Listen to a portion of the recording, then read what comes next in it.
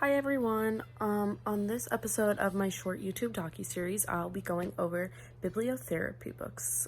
So, bibliotherapy books are books that help children discuss their feelings. It promotes discussing their feelings. It's a good way for you to communicate with a child and really find out what their feelings are and how they are expressing them. It can help with all sorts of different issues, and it helps children develop character. Reading these bibliotherapy books can help children solve their personal problems. It can also be used for like psychiatric treatment. It just kind of depends where the child's at. If you think, the child went through some sort of loss, then you could just simply start by giving them a book that is about losing somebody and see where that goes and see what feelings that provokes and see the emotions that they emulate when reading that book. If they're really strong feelings, then you might want to look into getting professional help, and that's when they would do professional bibliotherapy. Bibliotherapy books also aid children with coping skills. It helps them learn and acknowledge life lessons. So there are two different types of bibliotherapy books. One is clinical bibliotherapy, and this is implemented by trained professionals dealing with significant emotional or behavioral problems. The next type is developmental bibliotherapy, which may be used by teachers, librarians, or parents, or anyone willing to support and normalize development and self-feeling. So you may be wondering, how do I implement bibliotherapy? How does it work? How can I use it? There's a couple steps. The first one is to identify the problem or topic.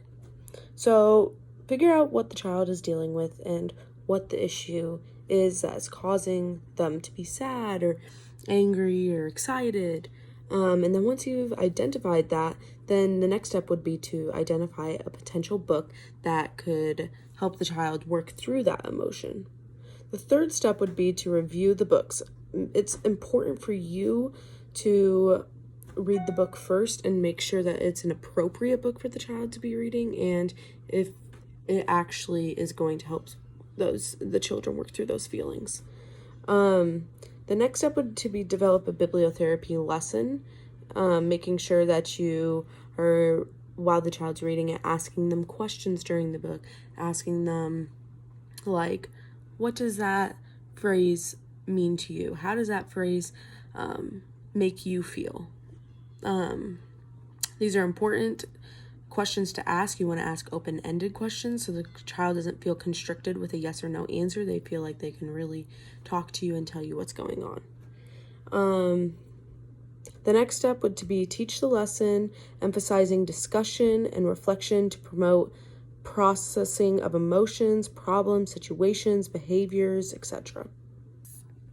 A couple examples of bibliotherapy books are The Feelings Book by Todd Parr, The Way I Feel, and The Goodbye Book. But the book that I have selected to go over today is Glad Monster, Sad Monster by Miranda Emberley. So Glad Monster, Sad Monster is it's in the format of a hardcover picture book. It's obviously a bibliotherapy book, otherwise we wouldn't be talking about it. But it's also classified as realistic fiction, and the suggested age group is 4 to 8-year-olds.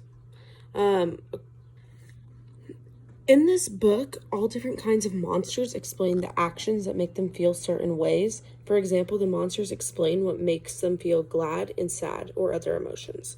The book contains masks that fold out of the book so the readers can try on each different monster's mask. So the monster that's feeling happy, the reader is able to try on that mask, and then that would then make the child feel like the happy monster, so they could then feel open to discussing their happy emotion, which would help them talk about their feelings. So the idea of the masks, I think, is a really good idea because it allows the young readers to see that it's okay to talk about these feelings.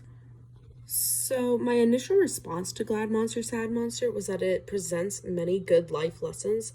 The story has the ability to help kids feel good about sharing their feelings. The book shows the readers that many people share the same feelings, and it is a good thing to talk about the way you feel. The book is trying to express that bottling up your emotions is not good for one's self esteem, and that allowing yourself to talk about these will just make you feel better. It'll make you like knowing that you can confide in people is something that is an important life lesson for everyone.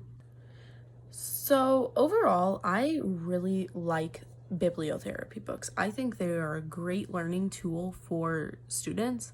Some of the topics that bibliotherapy books go over are essential to a child's like growing up and becoming a young adult, becoming an adult even.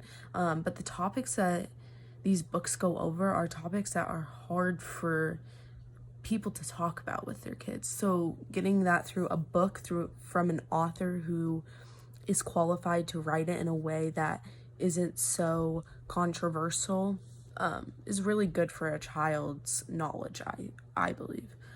These books go over all sorts of different things like people's sexuality and gender identity. They go through if your child's parent is going through a divorce, these books can you can find a book about divorce, and that can help the child go through those emotions of their parents splitting apart.